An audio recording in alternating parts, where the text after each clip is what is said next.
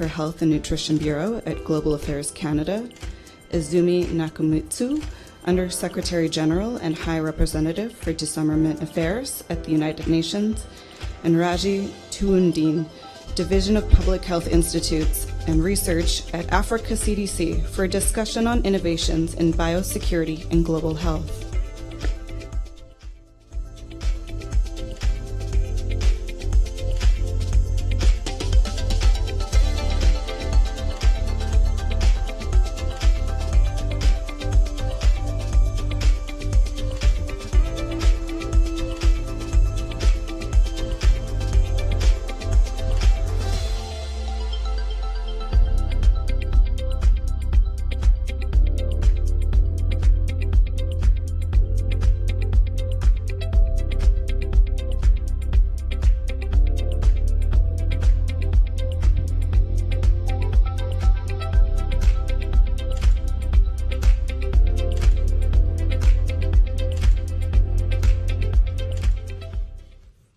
Everybody. Hello again.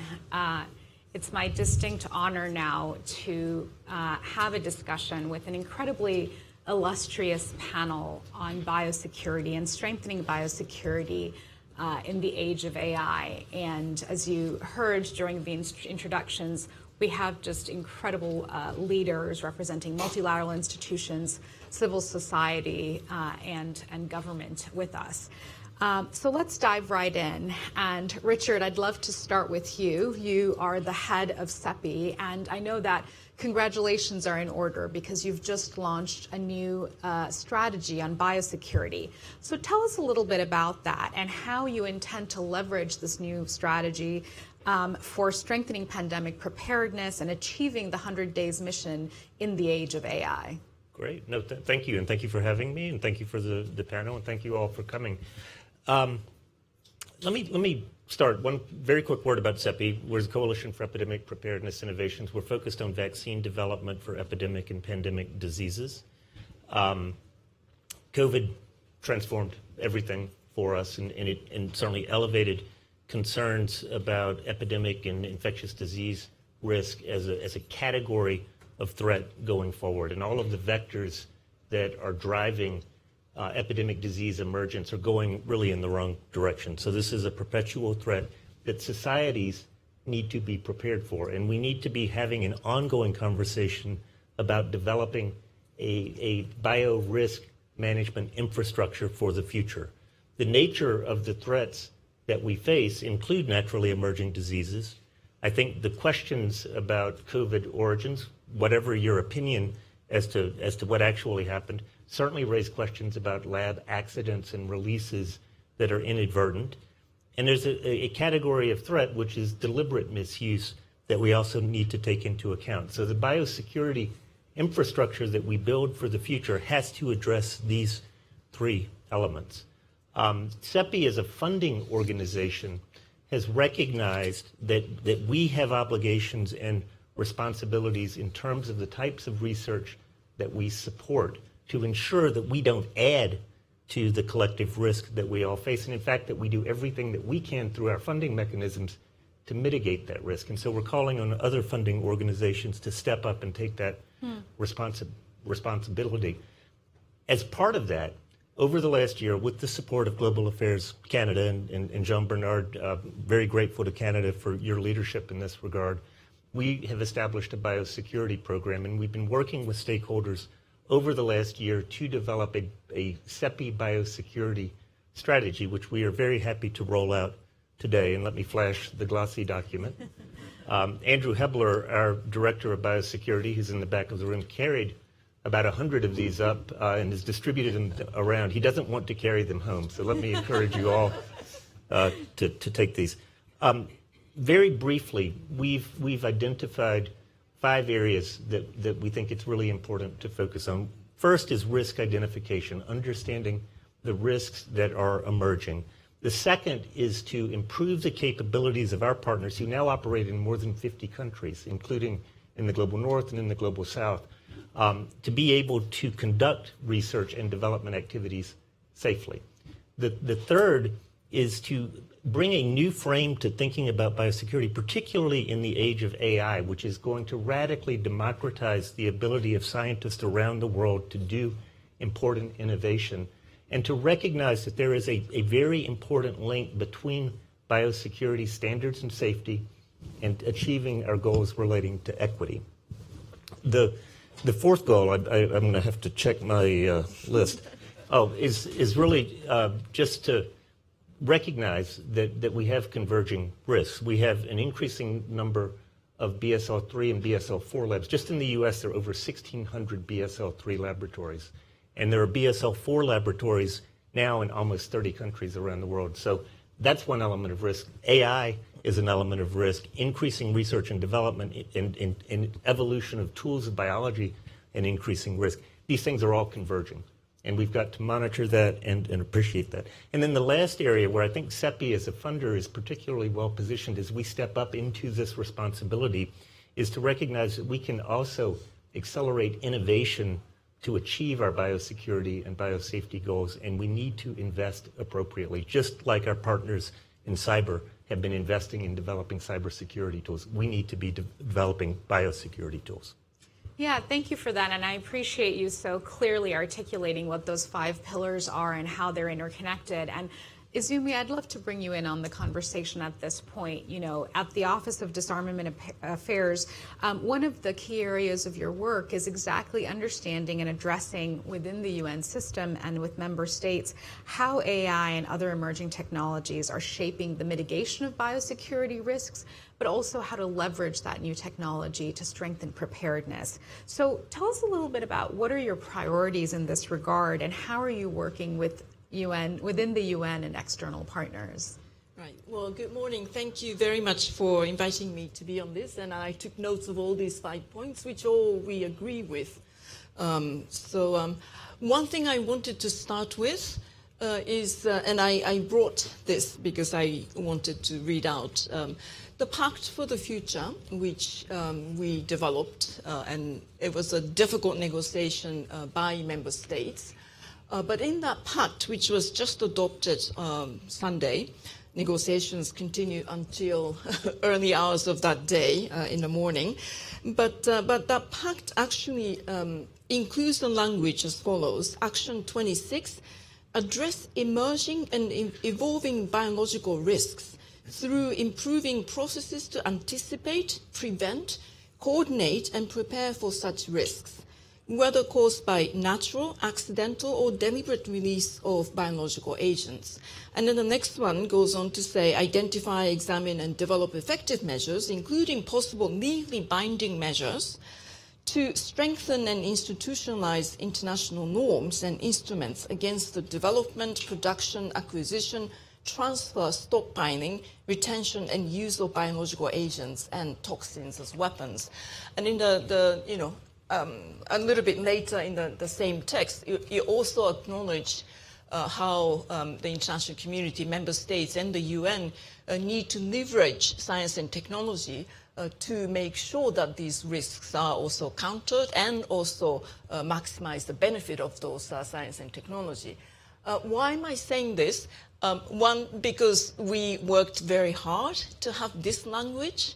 It's a member states-led process, of course, but our role as the UN Secretariat is to provide options. Number one, identify the emerging risks, and as already mentioned, innovations, really rapid development in science and technology actually is creating new challenges, really difficult challenges, which could only be actually addressed through partnership by various entities, not just governments, but also multi-stakeholder people, including industry, private sector, researchers themselves, bring all these different perspectives together and make sure that they will be a process. Now we actually do have a commitment by member states in the form of a pact that we could actually start and create such a process.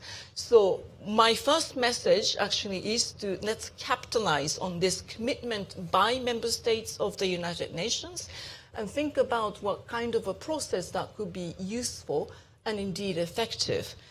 to counter those new and emerging challenges. My second is we have an old instrument called Biological Weapons Convention that goes back to 1972. There have been also some positive developments in that framework. We support the discussions there as well. They have been able to establish working groups. And one of the issues that they are really concretizing is to look at scientific advancement and how those things actually impact the really hardcore biological security in the military sense. And there have been quite interesting discussions taking place. There are already some interesting different institutional models for scientific board type of arrangement under the framework of the Biological Weapons Convention. And hopefully it will be member states or the states parties of that convention will be able to decide to actually create such a biological weapons convention scientific monitoring board. And then the third is, of course, the AI, Secretary General's AI, independent AI body, which released a thick report. I invite you all to actually take a look at it, at least the executive summary part. They are recommending that we move to actually start creating a light form of governance frameworks. We need to make advancement so that there will be a clear sort of understanding at the level of the international community, and that includes obviously private sector entities. Those are entities that are developing artificial intelligence to start identifying red lines and guardrails. And those developments actually need to be combined together with the BWC and, of course, the Pact, now that there is a concrete possibility of creating a, if you will, interdisciplinary and multi-stakeholder partnership sort of platform to have concrete discussions what it is that we need to do to address the biosecurity. And then from the UN internal, since 2020, we have already been working. There is an interagency working group on biosecurity, and I co-chair that with WHO. And we have been already preparing, if you will, a form of SOPs in the event of something, serious biosecurity incidents. This is how the UN entities, including, of course, the peace and security parts, health, WHO, humanitarian entities, and would operationalize the response. So that sort of reaction phase is already being done. Now is the time we can now move towards how to prevent such a major incident. So let's capitalize on the Pact for the Future. No, that's fantastic, and I really appreciate those updates. And just to underscore, achieving that language is no small feat. It takes enormous negotiations and consensus to be able to get that. And as you said, paired with BWC. But I think the last point that you made is a really important one, which is we have these things in principle, the strategy, the Pact, the BWC. How do we actually ensure that it's operationalized? And this is where, Taj, I'd love to bring you into the conversation, because the Africa CDC is really on the forefront of important efforts to strengthen biosecurity and biosafety, and to do much of the work that Izumi and Richard were talking about, anticipating, identifying, outreach, and so much more. But of course, all of this requires collaboration and it requires resourcing. And so I'd love to ask you a little bit about, especially in low-resourced settings or under-resourced settings, can you share some innovative strategies that are promising, and what kinds of partnerships, especially across sectors, are needed to ensure that there's access and equity when it comes to operationalizing these biosafety and biosecurity measures? Oh, thank you. Thank you for those questions, and greetings to my fellow panelists, and greetings from Dr. Gian Castea, who I would actually love to be part of this discussion, because when it comes to biosecurity, biosafety, I think it's something that is very close to his heart, and it's a top agenda for Africa CDC. Now, colleagues, ladies and gentlemen, if you've been following the event happening on the continent of Africa, you will observe that for the past 5 years, we've been having, on the average, more than 100 infectious disease outbreaks per annum. Last year alone, it was around 156. And the ongoing multi-country mpox outbreak attests to that.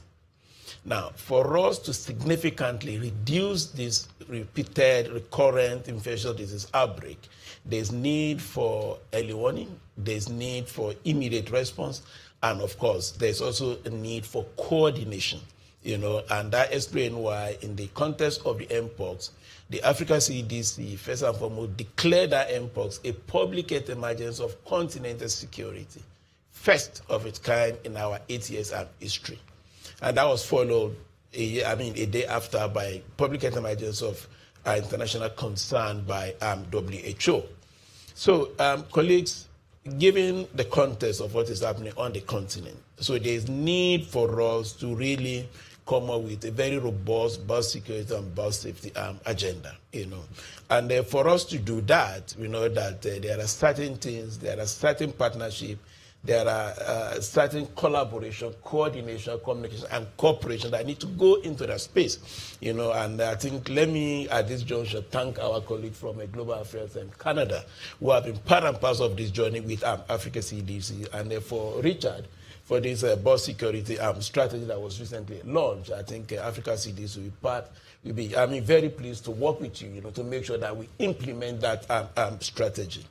Now, let me go into specifics. Since the issue of biosecurity and biosafety became a very top issue for Africa CDC, so we've started working with our member states. We want to make sure that we strengthen those institutions who are going to be at the forefront of biosecurity. Mm-hmm. Number two, we also continue to build capacity, as far as that space is concerned. Number three is to leverage the political leadership on the continent. If there is any advantage that Africa CDC will bring into this space, is the fact that we are a technical institution that sits within an intergovernmental political organization called the African Union. So meaning that we can leverage at the highest political level, talking of our head of state and government. I think we also bring that into the space. Of course, number four is around resource mobilization, because all this effort will be nothing without adequate financing. So again, to complement what is coming from the global north and some of our partners, we are also looking inward, because President Paul Kagame has rightly said, you cannot guarantee air security through goodwill alone. So you need to be more proactive. You need to look inward. And in this regard, Africa CDC is working with our member states to mobilize adequate resources to be able to do that. Last but not the least is around respected, action-oriented partnerships.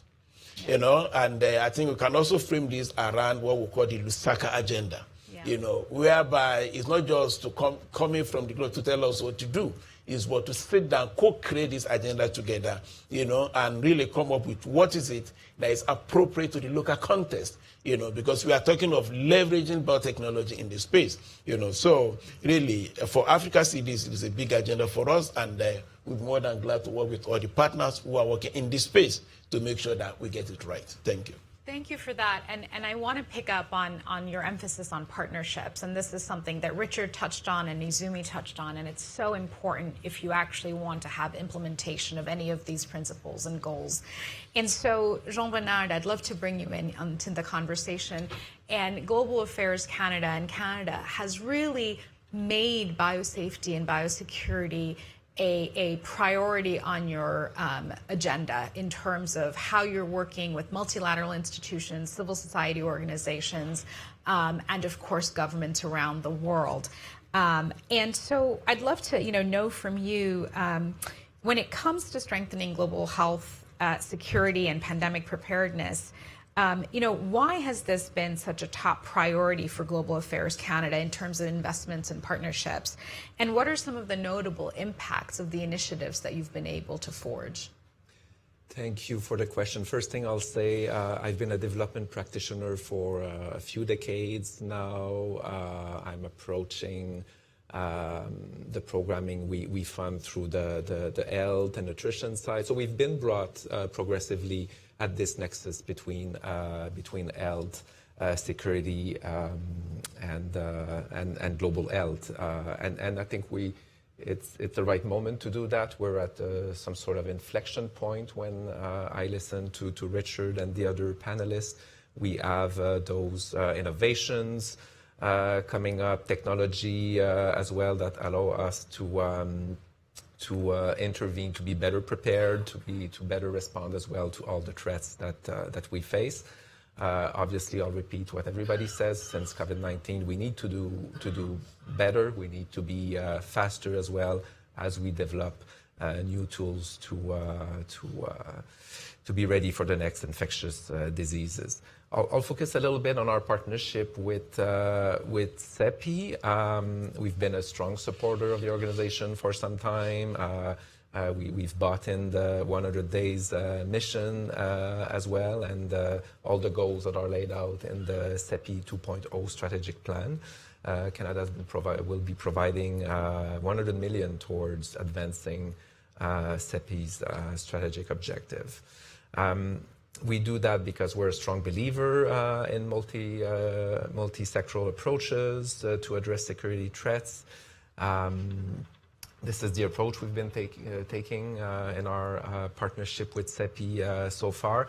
And we do it through two different channels. So it takes me back to this nexus between health and security. So our early support for CEPI and for its biosecurity work was provided through funding from Canada's international security programs.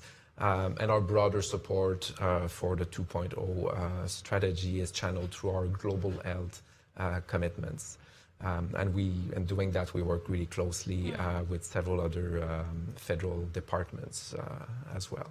The rise of AI was mentioned. We have more sophisticated vaccine technologies.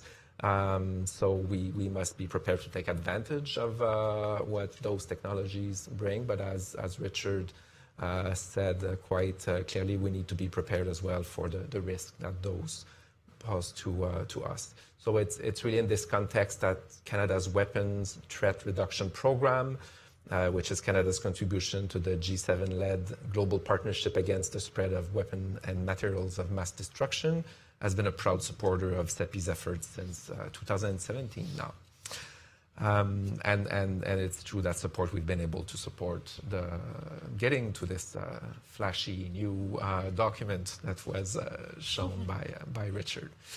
CEPI's leadership as well in addressing biosafety and biosecurity within their work, that's what gave us confidence to continue the partnership with them really. Something we appreciate as well is the focus on emerging biotechnology and converging technology, while at the same time accelerating innovation in this space. The last thing I'll insist on, one thing we appreciate in the partnership is the recognition of equity as being really critical for biosafety and biosecurity. That's something that is really in line with the spirit of the Pact for the Future. It does respond to expectations from Africa CDC, other partners in Africa and elsewhere as well. So this idea of co-creation, this idea of having coherent approach in the spirit of the Lusaka agenda as well that was mentioned is truly important for Canada. Yeah, thank you for that. And actually, I wanted to pick up on this point about equity and access as well. And we're almost out of time, but I want to ask one last question to all of you. And I'd love if we could go very quickly down the line. But as we, are here on the margins of the Summit of the Future and of the UN General Assembly, what do you all see as the top priorities when it comes to ensuring that the deployment of AI for biosafety and biosecurity is ethical, that it's equitable, and that it's sustainable? And so maybe, Izumi, we'll start with you and then very quickly work down the line. And Richard, I'll give you the last word. Okay, if you ask me just one, yes, then I think the key word is responsible design, development, deployment and use of artificial intelligence throughout the life cycle. we can't restrict the technologies themselves, and it's not, ideal to do that anyways. Which means that we need to make sure that upstream everyone understands, including the engineers and private sectors that are developing those, understand that responsibility notion clearly from the beginning. And I think that has to be really across the board. And that responsibility obviously also includes the notion of access, the equitable access, etc. I mean, the first, the best first sort of line of defense, if something really bad happens, is also, I mean, it's prevention, but it's also, effective public health response. So that really means that the divide between the north and south, if you will, is bridged. And that would actually benefit all of us. So I think that notion of equitable access is really important, that we need to make sure. Yeah, great. Taj? Thank you. I think for me, I would start with governance. Governance in such a way that nobody is left behind. Now, tied to that governance is the digital divide. How do we ensure that when we begin to reap the benefit of this AI, it's not just one part of the world, that is going to gain maximally, and the other part of the world is going to wait 10 years before they begin to benefit from that. Yeah. So let's find a way to really break that digital divide. And last but not the least, the continent of Africa currently, when it comes to mobile phone penetration, we're talking of 80%. When you talk of internet access, we are talking of 50%. How do we leverage? This is a big opportunity. How do we leverage that to drive this AI agenda? Thank you. Great. Yeah, one thing I would add is that equity has to be concrete. So we need to come up together with concrete programs that allow it to be demonstrated in real life. We do with Canada with many other partners, for example, in growing our portfolio of initiatives, bringing vaccine production capacity closer to population around the globe. We do it through the mRNA Technology Transfer and Manufacturing Hub program in South Africa, PAO's manufacturing platform, and Gavi's African Vaccine Manufacturing Accelerator as well, are all examples of what equity really means in terms of actual programming. Great. And finally, Richard? I would just say that equity is not just about giving or flowing down or allocating from the center. It's about collective ownership. And the problem of biosecurity needs to be treated like other security problems that we collectively as society have solved. Fire security, maybe not solved, but are dealing with. Fire security, cybersecurity. Responsibility in those areas is distributed across the public sector, the private sector, government, non-governmental organizations. Innovation is being driven by free market systems, and we need to get there with biosecurity as well. Fantastic. Well, thank you to each of you for those call to actions and, again, the work that you're doing in your respective institutions, but also with each other and in partnership. It's great to be with you, and I wish you all the best as you carry this work forward and implement your new strategies and pacts and really operationalize all of the commitments we've discussed. Thank you so much. Izumi, Taj, Jean-Bernard, and Richard.